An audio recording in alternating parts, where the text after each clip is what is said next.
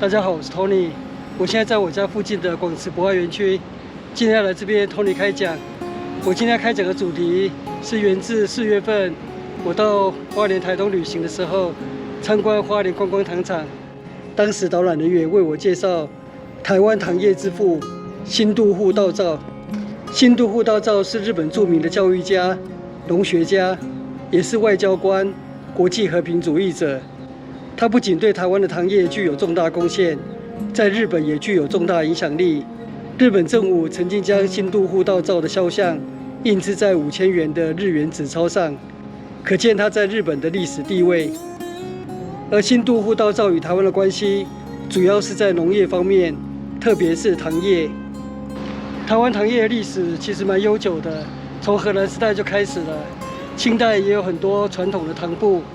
所以，当日本统治台湾时，台湾总督府认为台湾的气候还有地理条件很适合发展糖业，于是就向日本的财团招商，希望他们能够来到台湾投资，设立新式的糖厂。不过，当时日本的财团对于来台湾投资设立糖厂兴趣缺，因为台湾甘蔗的品种含糖量太低，制造成本会太高，所以缺乏竞争力。于是，台湾总督府只好采取补贴奖励的方式，使日本财团愿意来台湾投资设立糖厂。同时，台湾总督府聘请农业专家新渡户道造来到台湾担任顾问，协助台湾糖业及农业的发展。后来，新渡户道造在考察之后，提出糖业改良建议书，并引进国外甜度较佳的甘蔗品种，促使台湾新式糖业的发展。因此，后来被尊称为台湾糖业之父。关于新渡户道造的事迹，在网络上就可以搜寻得到了，所以我就不在这边详细的介绍。我想分享的是，当时我在参观花莲观光糖厂的文物馆的时候，导览人员为我介绍新渡户道造时，我有一个很深的感触，是什么呢？就是其实我认识新渡户道造已经很久了。但是我后来却忘记他。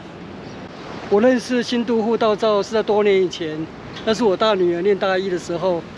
所以是哪一年我就不详细说了，以免我女儿会抱怨我透露她的年龄个资。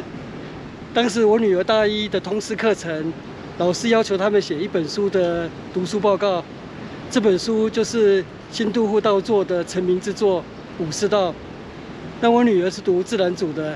他对历史兴趣缺，所以这本书看得不太懂，就向我求援。所以我在很久以前就读过这本书，也认识新渡户道造及其事迹，可是后来就忘记了。为什么呢？这就涉及人生学习阶段的问题。年少时记性好，适合学习，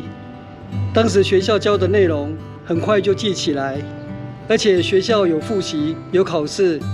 所以早期在学校学习的知识就会深深地烙印在脑海里，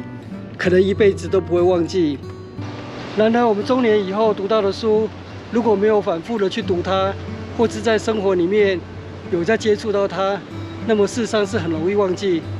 更何况像新渡户道造这样的名字，不像张三李四那么好记。所以我在介绍这个名字的时候，我脑海里思考都还会停顿一下，是新渡户还是新户渡，是道造还是造道，所以非常的辛苦。我讲到这个感想，是要提醒年轻人，应该趁着年轻好时光，好好的加强自己的学识。那像到我这个年龄，如果想要充实自己的话，那事实上往往是事倍功半，会非常的辛苦。那如果又不努力的话，那么可能拥有的知识就只是年轻或是小时候学校所烙印在你脑海的那些知识而已，事实上那是远远不够的。我在40岁以前没有听过新渡户道造，学校教科书或新闻媒体我都未曾读过或看过。或许有人会说，台湾有这么多的产业，像现在的半导体，还有其他的高科技产业这么多，台湾的糖业又算什么？有必要记住新渡户道造这个人吗？如果你这么说，就是对历史无知了。在1950至1960年代，台糖外销的外汇收入是台湾外汇的主要来源，曾经占台湾出口外汇的79%。台糖曾经是台湾的护国神山。而台糖这家国营企业是怎么来的？就是1945年国民政府接收日本人在台湾所有经营的糖厂，最后合并为台湾糖业股份有限公司，简称台糖。所以新渡户稻造对于台湾的贡献当然很重要，也很值得我们去纪念。虽然以前的教科书或媒体基于党国尊严及意识形态，不会去介绍对台湾有贡献的日本人，不过其实台湾民间是有温情的，只是这种温暖的人情过去不被报道，所以我们不知道而已。例如有台湾蓬莱米之父之称的基永吉教授，战后被留任在台湾，担任台湾省政府龙宁厅的技术顾问。后来退休返回日本之后，当时国民党主政的台湾省议会通过决议，每年致赠基永吉教授台湾蓬莱米食用，直到其终老，以感念他对台湾农业的贡献。而我曾经造访过日月潭猫兰山的台湾红茶之父新井根吉郎纪念碑，他在战后也被留任，以技师的身份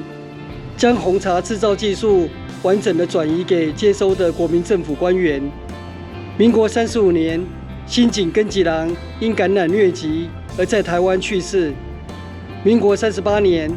红茶试验之所的员工为新井根吉郎设立纪念碑，纪念碑题字者为当时台湾茶叶公司总经理陈维珍，